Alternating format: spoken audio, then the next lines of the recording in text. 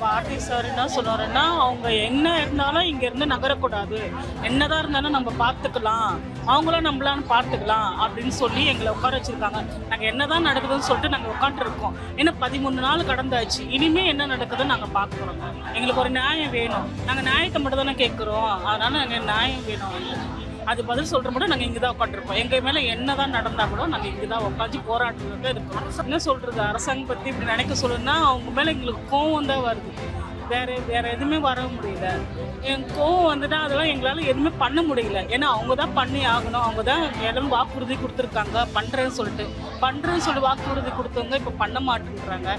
அதனால் நாங்கள் நியாயத்தை கேட்குறோன்னு சொல்லிட்டு அவர் காதில் எட்டுதான்னு சொல்லி, ஏன்னா நாங்கள் நியாயமாக கேட்கலிங்களே. நாங்கள் இத்தனை வருஷம் செஞ்சுருக்கோம், எல்லாமே குப்பையில் எல்லாமே அள்ளி இருக்குன்னு சொல்லிட்டு நியாயத்துக்காக தான் நாங்கள் போராடுறோம். அந்த நியாயம் செய்யாத அந்த சிஎம் கண்டிப்பாக அவர்கள் செய்யணும், எங்களுக்கு நியாயத்தை மட்டும் செய்யணும்.